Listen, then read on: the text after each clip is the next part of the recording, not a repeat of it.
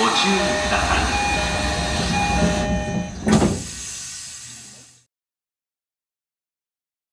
The temple bell stops, but I can still hear the sound coming from the flowers.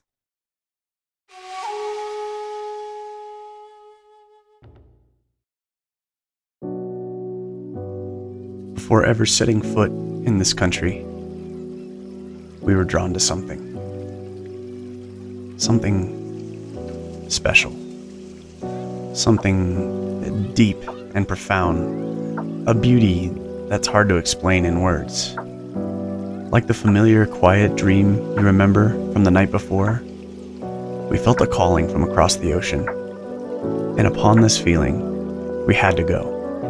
And it turned out to be an unforgettable adventure of a lifetime.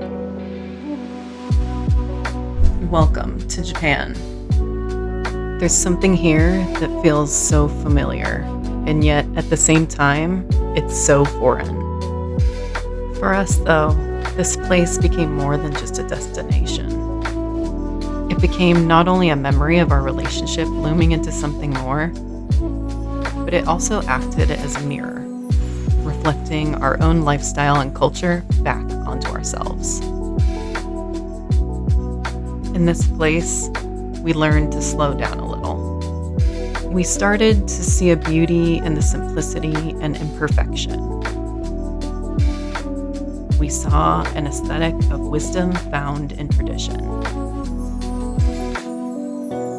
We felt a peace in the gaps between sound and stillness. Really, as a couple, we grew into something deeper and richer.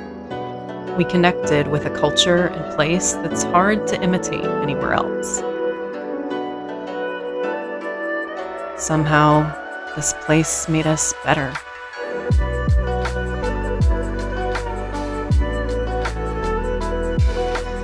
Now, this video isn't meant to be a travel log, or at least it's not trying to be. More so, this is a meditation upon a profound memory of a place, of a culture, and a people who share an intimate understanding of something the rest of the world doesn't seem to do as well. Instead of a tour, this film, this story is...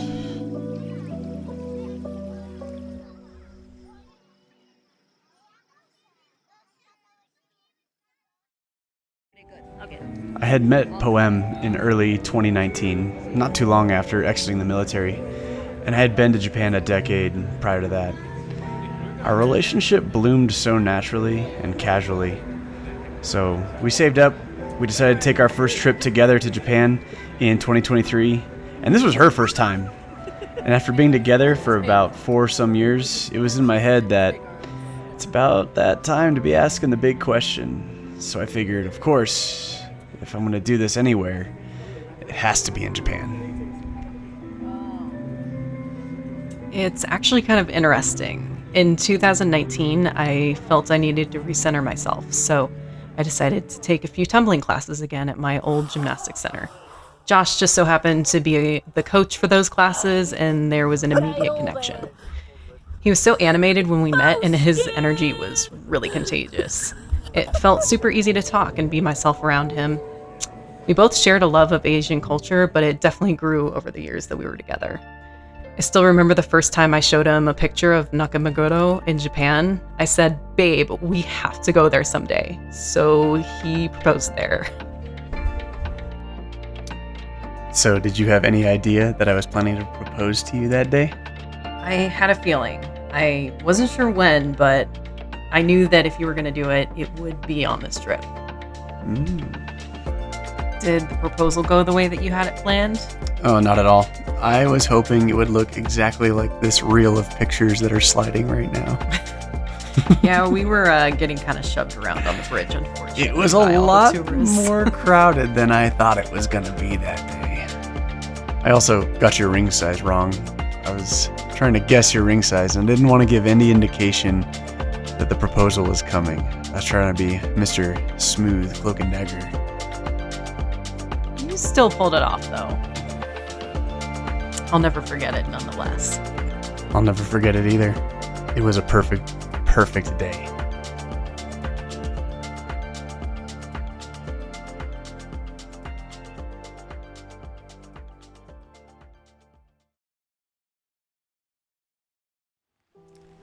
Behold, the sakura, the cherry blossoms of Japan.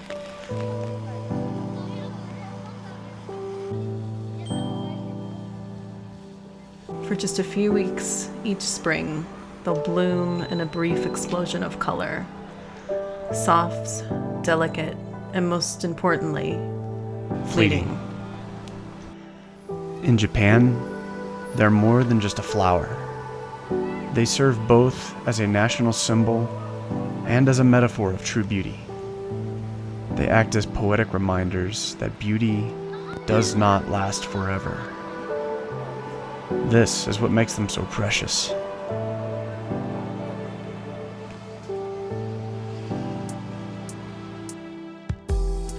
The day after we were engaged, we took a day trip to Kawagoe, a place renowned for a beautiful river for seeing the cherry blossoms.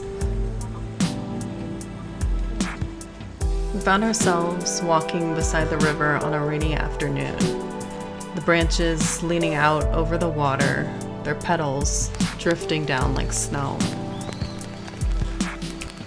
There was something in the air that day, a kind of quiet magic, like the world had just slowed down just for us. We didn't say much that day, but what I do remember is her hand in mine, and how everything felt almost weightless. That was the moment I realized love isn't something that you chase, it's something you notice. And we spent the whole day around that river because we never wanted it to end. We came to learn there's a Japanese word and phrase that describes a very certain feeling. That word is aware, meaning a feeling of sadness or a pity. And then you have the phrase mono no aware, which roughly translates to the impermanence or sorrow of things. And this phrase describes the realization that the moment is ending every second. It describes a deep feeling, a quiet melancholy for the fading away of the present moment. It's the gentle ache of knowing that such a perfect moment, such a perfect thing, has to come to an end.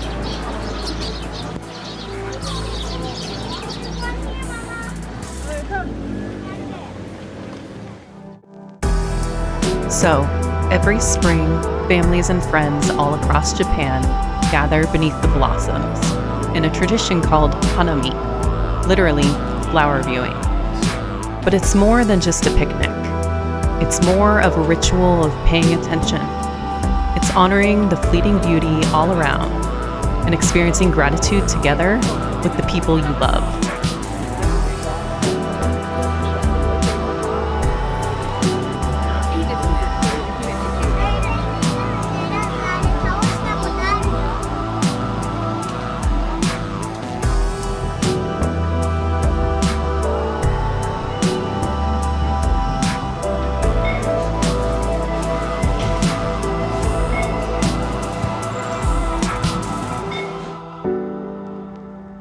That spring in Japan, we didn't just see the sakura, we felt them.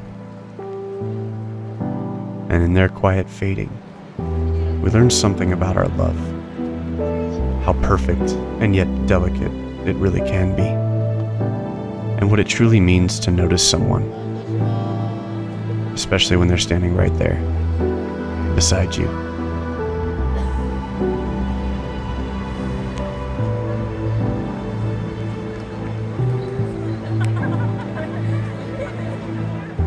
If there's anything to be learned from the lesson of the sakura, it is the depth and the power of the moment, and how the only control you have is right here, right now.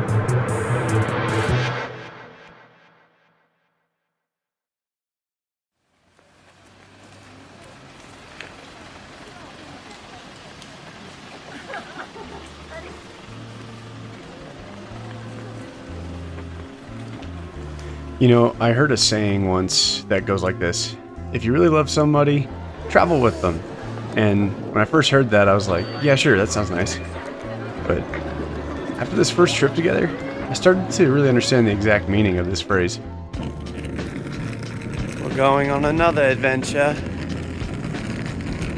Yay, traveling. See, when you go somewhere new with the person you love, especially a place like Japan, things rarely go perfectly. You get lost. You're not as fluent in the language as you thought you were. You get hungry, frustrated.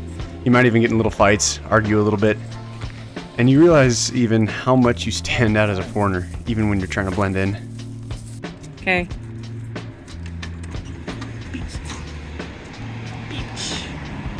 Beach. And yet, all those little missteps, the getting lost, getting in arguments, the social faux pas, while uncomfortable, they stick with you. They become stories. They become part of the beauty of the experience, actually. Instead of like sitting up and being like, oh, I'm sorry, gomenasai, I sat up and I waved at her.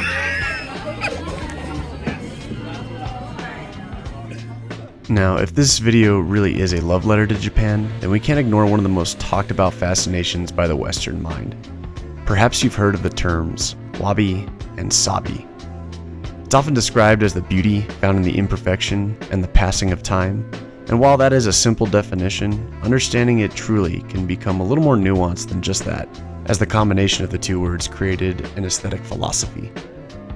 If the cherry blossoms teach us perfect beauty and the fleeting impermanence of the moment, wabi-sabi finds beauty hidden in the cracks, in weathered edges, in things that have endured and survived the test of time. It'll place emphasis more on the simplicity and acceptance of things, rather than the lavish or extravagant. For us, wabi-sabi described the beauty found in the struggle, in the unplanned, the flawed, the messy moments that somehow became the most real ones that we remembered, and it built us up with experience as a couple also. Are we having fun? Finally found the train. We found a twain. The twain. We found it. It took way too long. Love and relationships work the same way too, I think. It isn't always polished, as love can sometimes be messy. Over time it changes, it settles down, and it ages. But in that, there's a quiet beauty. Like the wisdom of a couple together for decades, there's an impressive beauty in their ability to remain steadfast together, brought on by the trials of time. Japan itself even acts as a mirror of this truth, with its crowded, layered cities that have grown over the decades, standing in parallel beside beautiful, timeless forests. The culture, the art, the customs, and all the unique rituals of Japan, they all carry the weight of history, defined by the centuries that have gone before it. It's almost as if the people of Japan have always known that the real beauty is born in the struggle. It's found in the natural chaos of life and the ability to accept yet outlast the steady but inevitable march of time.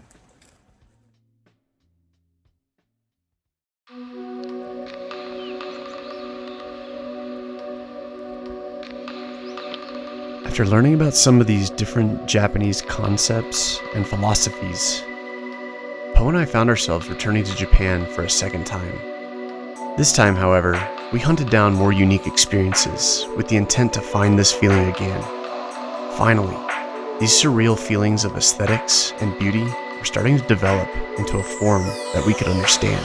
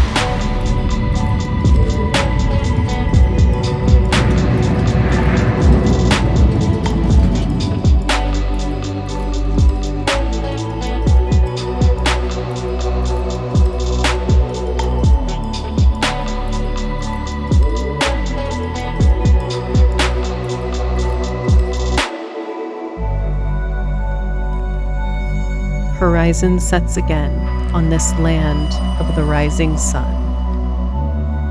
Spring breaks dawn of a hopeful promise for another one.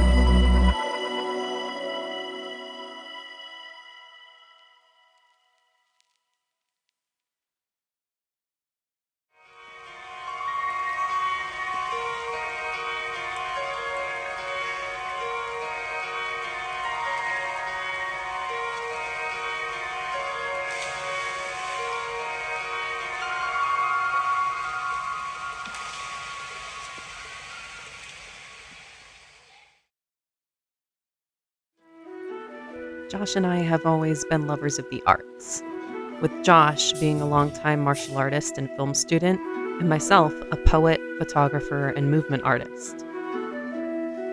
Whether it's standing in a gallery, or wandering hidden unknown streets, or simply just watching the play of light on the water, we've always appreciated aesthetics and the search for the beauty in things.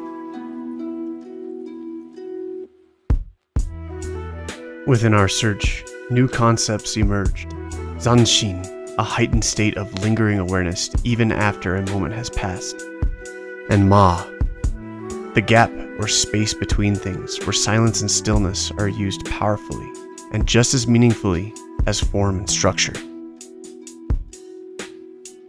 Together, these concepts remind us that art isn't only in what we see, but more so in what we don't see and what we continue to feel afterwards, causing us to reflect deeply in a state of suspended wonder. Japan being an epicenter of aesthetic taste in the arts, from calligraphy to digital art, flower arranging to anime, this country always has something to say with its artistic expressions. As the laughter drifts away and the silence lingers on, something unseen fills the spaces in between. A brushstroke unfinished, a note fading into silence, a shadow stretching across the wall. It is here in this subtle current that the world whispers, not in answers, but in wonder. Holy cow. This is unlike anything. The last view we take of the majestic and mysterious beauty of Japan lies in this next concept of the Japanese arts. In this next series of visuals, the presentation aims to capture the feeling of the suspended dreamlike sensation that a first-time traveler may experience when arriving in Japan, or perhaps even the novelty of any foreign country. With this, I present to you the idea of Yugen.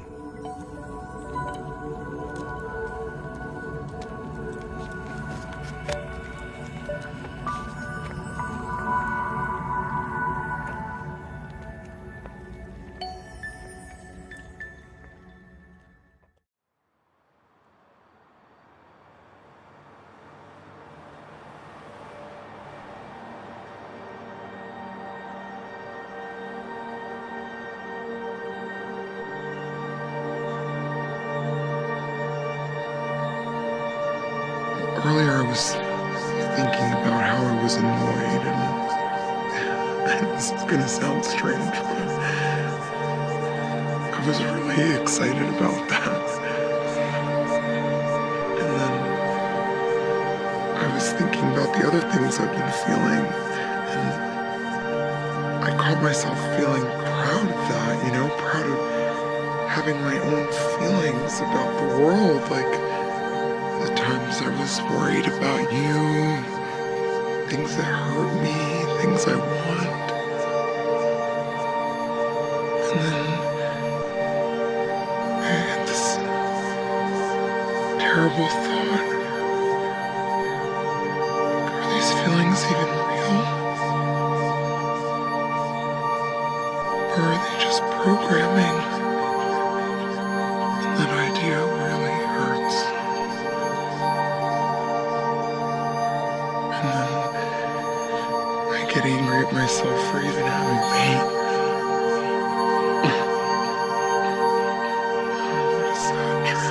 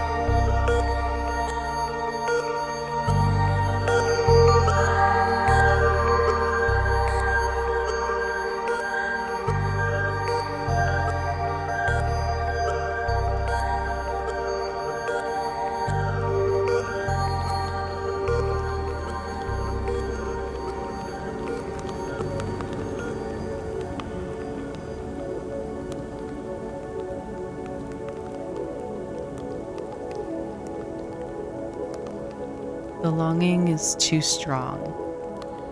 I watch the sky over the place where you are and see an opening in the haze where the spring rain falls.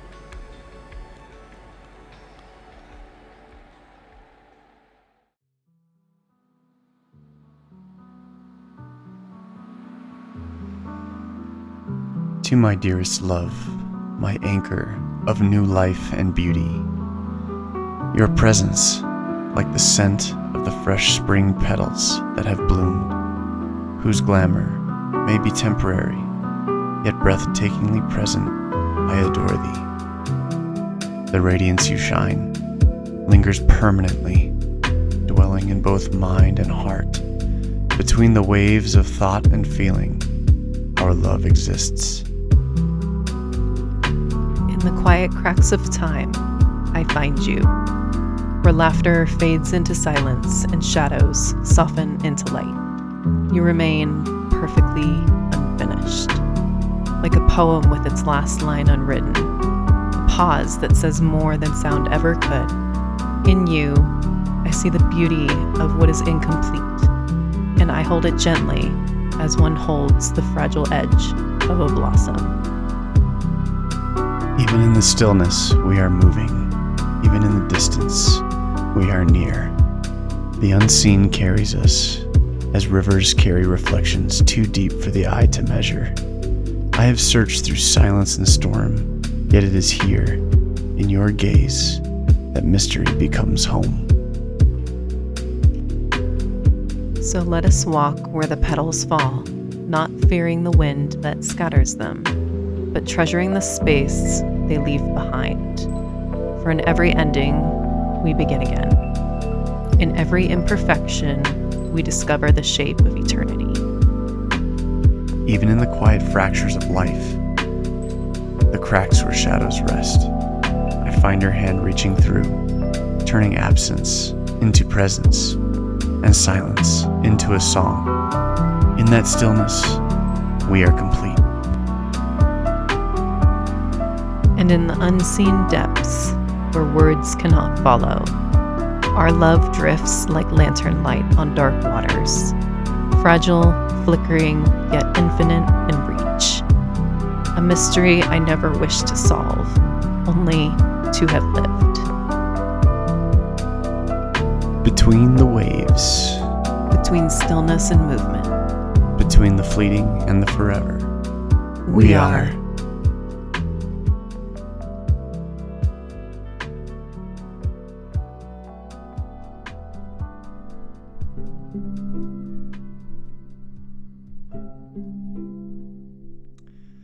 Well, that's about it, I guess. And so, what more is there to be said? This was the story we wanted to share. Our love letter to Japan, and of course, our conjoined declaration of love to each other. These trips we took marked the beginning of a powerful dive into a deeper new level of love. A forever wonderful tale with amazing lessons to take to heart. Those lessons we took home were this: treasure your life, your love, and your time, for it is fleeting and it will not be here forever. Appreciate the imperfection and the reality of chaos in both life and nature, for it is worthwhile and beautiful, as it will create experience within us and therefore a wisdom to later be called upon. Understand that sometimes the most gorgeous things in life cannot be explained, and words falling short to describe this is actually a good thing. Witness these things, these feelings. Feel them fully and be immersed in the wonder and the mystery. With a never-ending curiosity of this mystery, our hearts are warm with life, presence, and an awe-inspiring creativity. We came to Japan searching for a feeling and a beauty, and we found it everywhere. In blossoms, in art, in quiet moments, and most importantly, we found it in each other. But anyway, that's the poetry of it all. But if you know us, you know also the reality of us. Awkward poses, jokes that don't land, just two goofy kids with a wanderlust that can't seem to be satiated. Because love isn't just philosophy, it's also bloopers. So here's ours, and thanks for watching. Cracking it.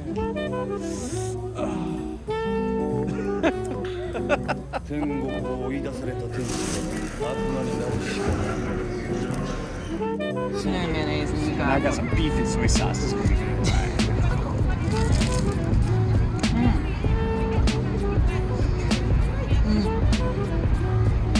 Yeah, I don't think this is good.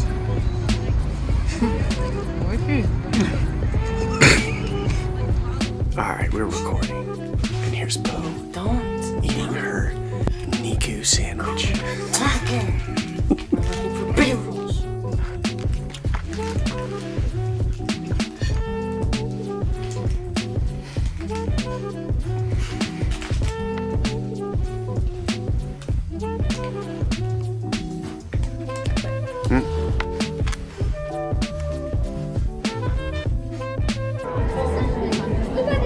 Alright, babe.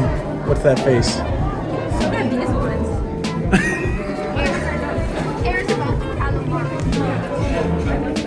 Pretty accurate.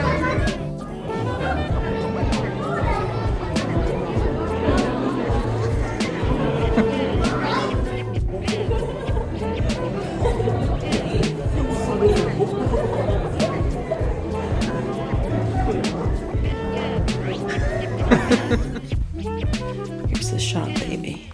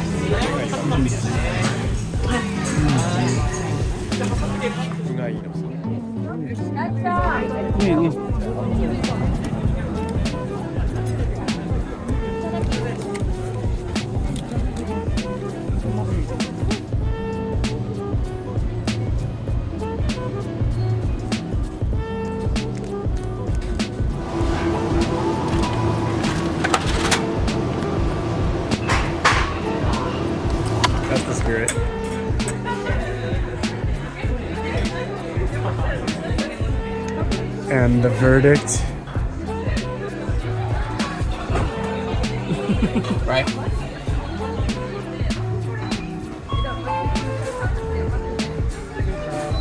Interesting. 不思議な味なの。食べれるは食べれる。 Like you can eat.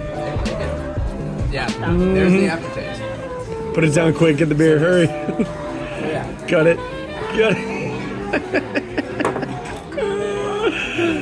Put it down. Oh, don't be rude.